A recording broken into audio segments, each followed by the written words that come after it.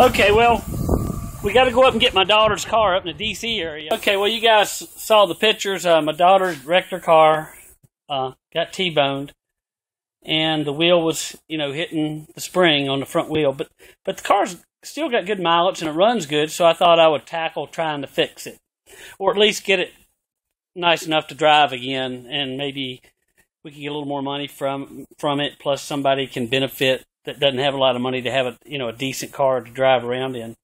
But what I've done now was take the wheel off. That light's in our way. One of the studs wouldn't come off, so I guess it got bent. So I had to break it off. And what happened was that strut got bent up there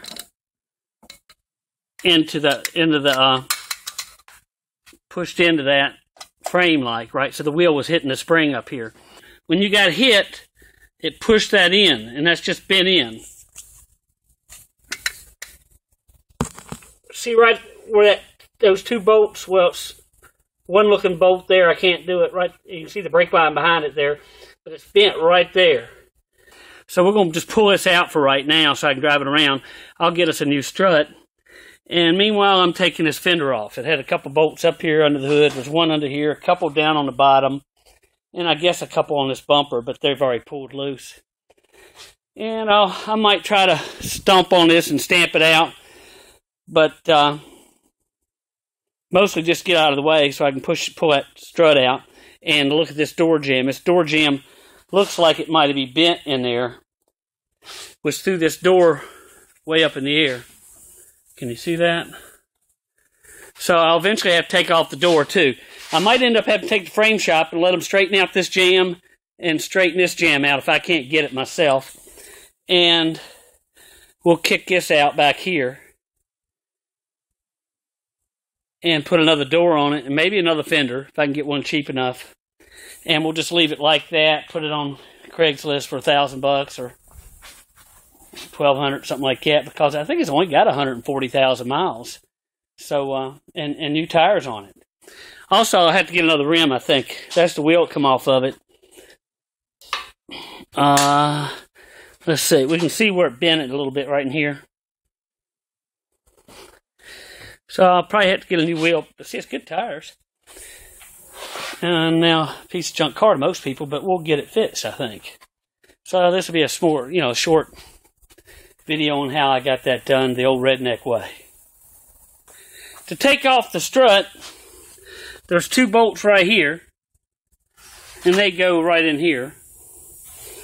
And there's one bolt that comes in from the top here.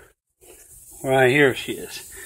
And it'll drop right down. This will push down, and you got the strut. Now here's what happened to her.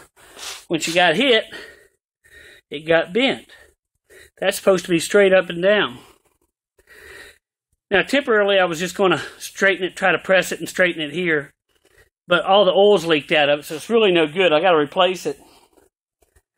So I'm actually debating whether just leave it off and get another one, or straighten it where I can at least move the car around. So that's where we're at right now. Well, okay, I went on Craigslist, and I found a guy that had another Cavalier. But it was a 4-door, so I couldn't get the door off of it. But I did get a new wheel, and I went ahead and got a used strut. So now I've still got to find a door. So I'm going to put the strut on today. That way I can move this thing around in the shop. And I did hammer out the old fender a little bit. It doesn't look too bad. But we'll still look for one.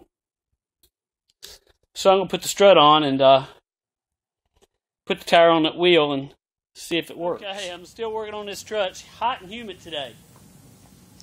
Well, you have to compress the spring up a little bit. Right there's the old one.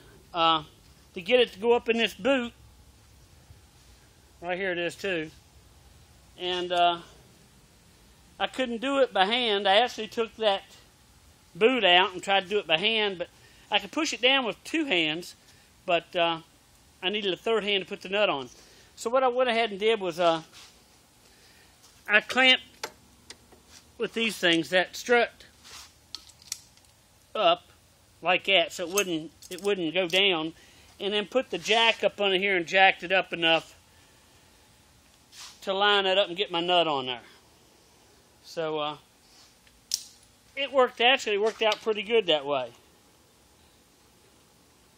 So tighten everything down and we're all set.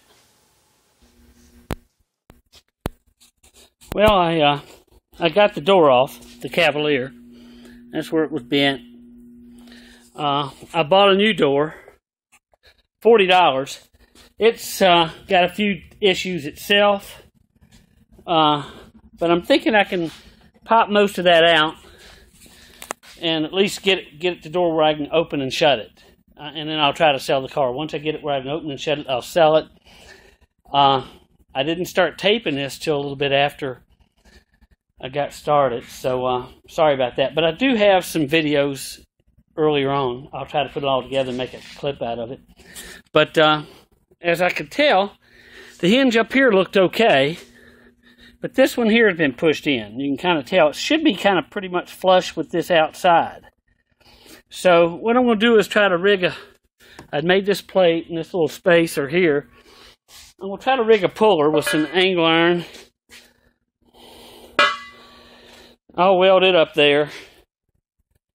And what we'll do is drill a hole in it somewhere along that hinge line. And put some threaded rod in there and see if I can pull it out. That's the old hinge from the old door, and the new door has some extra hinges on it, so we can trash these hinges here if we want to. So that's the plan. I'll have to watch it. What I'm going to do is run a piece way up under here and hit it on the frame somewhere. I'll show you that here in a minute. And I decided to just go ahead and use this plate. I mean, that hinge area. It should be pretty strong. And most of it, the pressure is going to be down lower on this angle iron, so it ought to do okay. I'll just have to watch it. If it looks like it's bending something else, this isn't going to work then. So that's the plan.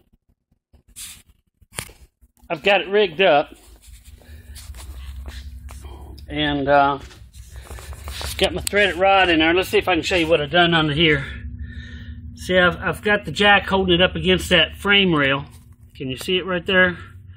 You can see the back of the frame rail right here. So it's pushing up against it on a piece of pretty heavy angle iron. I might have to weld this stuff on there. I've got this tacked here. And we'll try to tighten up this bolt and see if we can pull that hinge out some. I really don't know if I don't know if it's going to work or not. I put that light on, it might look real bright on me. But we'll give it a shot. Also, I just tacked it. I welded it to the hinge. That's probably not going to work. I'm going to have to get a better weld on there. So we'll see. But I tried with the slide hammer last week, and I pulled it out about a ½ inch. It didn't take a whole lot. It kind of got stuck right there. So this might pull it out enough. We'll tighten the bolt. This is really surprising me. It's pulling that out. I thought it was going to... It might pop on me this time, though, but see, it's coming out. Can you see it? It's pulling that out. There it popped. It finally popped off. But it was pulling that hinge out. I just got to weld it on a little better. Well, I was going to show you the fits in the Cavalier and everything, but, you know, while I was working on it, I went ahead and put it on Craigslist. And while I was putting the door on, a lady called and came over and bought it. So the funny part is I forgot to take getting the door to the junkyard. I had to take the door off and everything myself. And the lady that bought the car, when she come by to pay for it, she'd already had a silver door. So I bolted it back on, and she had a fender too, but I didn't do the fender part.